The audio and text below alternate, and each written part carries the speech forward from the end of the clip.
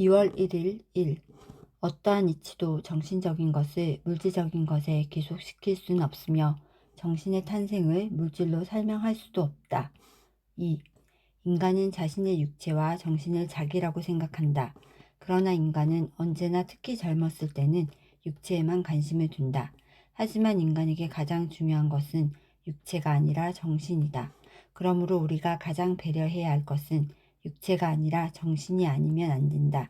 이 같은 사고 방식을 길러 내 생명이 정신 속에 있다는 것을 자주 상기하여 세상의 모든 더러움을 멀리하고 육체가 정신을 지배하지 않도록 유의하며 오히려 정신이 육체를 지배하게 해야 한다. 그러면 너는 내 사명을 다하고 기쁨이 충만한 인생을 보낼 수 있을 것이다. 마르쿠스 아우렐리우스. 3. 영혼이 실제한다는 것을 믿느냐 안 믿느냐. 모든 것은 거기에 달려있다. 사람들은 정신적인 의미에서 산 사람과 죽은 사람, 즉 믿는 사람과 믿지 않는 사람으로 나눌 수 있다. 믿지 않는 사람은 말한다. 영혼 같은 게 어디 있어? 여길 봐. 난 지금 이렇게 배불리 먹고 만족하고 있어. 이게 바로 나야. 하고. 그리하여 그는 겉모습에만 정신이 팔려 육체에 속하는 나쁜 행위에 빠져 남을 속이며 아랫사람에게는 거만하게 굴고 윗사람에게는 비굴하게 머리를 조아리며 자유와 정의와 사랑 같은 정신적인 것의 필요성을 전혀 느끼지 않는다. 그러한 사람은 언제나 이성의 빛으로부터 몸을 피한다. 왜냐하면 그는 죽은 사람으로 빛은 오직 살아있는 사람에게만 생명을 주며 반대로 죽은 사람이 빛을 받으면 마르고 썩기만 하기 때문이다. 영적 생명에 대한 믿음은 사람들의 사고방식을 다르게 변화시킨다. 영적 생명을 믿는 사람은 자신의 내부에 주의를 돌려 자신의 감정과 사상을 점검하려고 애쓰며 자신의 생활을 고결한 영적 요구에 합당하도록, 즉 자유롭고 올바르고 사랑으로 충만되도록 노력하고 실천을 통해 자신의 생활을 선의 여러 목적에 가장 합당한 사상과 감정으로 채우려고 노력한다. 그러한 사람은 진실을 찾아 빛을 향해 손을 뻗는다. 왜냐하면 영적 생활은 눈에 보이는 외계의 생활이 태양의 빛이 없이는 불가능한 것처럼 이성의 빛이 없이는 절대로 불가능하기 때문이다. 세상에는 완전한 암흑 속에서 살고 있는 사람도 없고 완전한 빛 속에서 살고 있는 사람도 없다.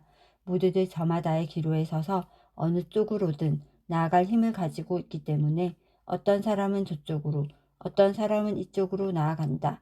영적 생명의 실제를 믿는 사람, 그리고 이성의 빛 속에서 사는 사람은 모두 하나님 나라에 살며 영원한 생명을 누릴 것이다. 북하. 4. 학자와 철학자는 멋대로 그 숙명론과 역사적 필연론을 전개하도록 하라. 세상이 우연의 연속에 의해 성립된다고 생각하게 두라. 그러나 나는 그들의 그런 주장에도 불구하고 자신에게 유일한 근원을 인정하지 않을 수 없는 하나의 섭리가 존재한다는 것을 느낀다. 그것은 마치 그들이 나에게 일리아드는 우연히 늘어선 할자의 집합으로 성립되었다고 말하는 것이나 같다. 그것에 대해 나는 주저없이 그런 것은 거짓이라고 말할 것이다. 나로서는 그것을 믿을 수 없다는 것 말고 그것을 믿지 않는 이유가 하나도 없다 하더라도. 그런 것들은 모두 미신이다 라고 학자들은 말한다. 어쩌면 미신일지도 모른다 라고 나는 대답하리라. 그러나 너희의 그러한 애매한 판단이 그보다 훨씬 설득력 있는 미신에 대해 어떻게 대응할 수 있단 말이냐. 정신과 육체의 이원론은 있을 수 없다고 너희는 말한다. 그러면 나는 내 사상과 나무 사이에는 아무런 공통점이 없다고 대답하리라. 무엇보다 우스운 것은 그들이 서로 그 궤변을 늘어놓다가 급기야 인간이 아니라 돌 속에 영혼이 있다고 말할지도 모른다는 것이다. 루소. 5. 나는 걔가 선택하고 기억하고 사랑하고 두려워하고 상상하고 생각할 수 있는지 없는지 알지 못한다. 그러므로 만일 사람들이 나에게 걔 안에 있는 것은 용막도 아니고 감정도 아니며 다만 물질 분자의 온갖 조합으로 구성된 유기체 조직의 자연적이고 필연적인 움직임에 불과하다고 말한다면 어쩌면 그 의견에 찬성할지도 모른다. 그러나 나는 사색하며 내가 사색한다는 것을 알고 있다. 도대체 사색하는 것과 온갖 물질 분자의 결합체, 즉 길이 넓이 깊이의 3차원을 가지고 온갖 형태로 공간을 차지하는 물체 사이에 어떤 공동점이 있는 것일까? 라브리에르. 6. 만약 모든 것이 물질에 지나지 않는다면 내 안의 사상도 다른 모든 사람들의 그것도 물질 분자가 결합한 결과에 지나지 않는다고 한다면 도대체 누가 이 세상의 물질 외의 존재에 대한 관념을 만들어낸 것일까?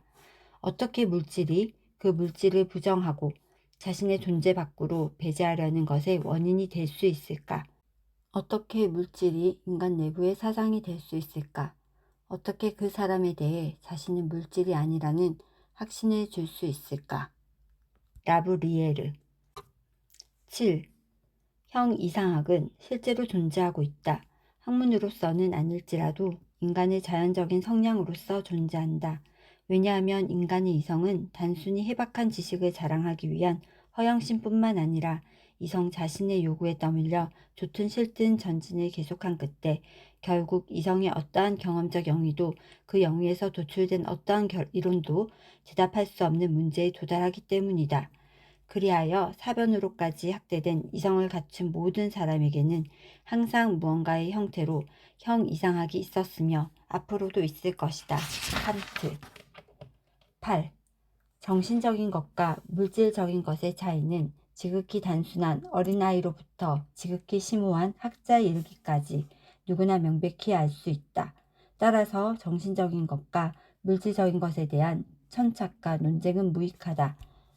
그러한 것은 아무것도 설명해 주지 않을 뿐만 아니라 오히려 의심할 여지 없이 명백한 것을 애매한 것으로 만들 뿐이다.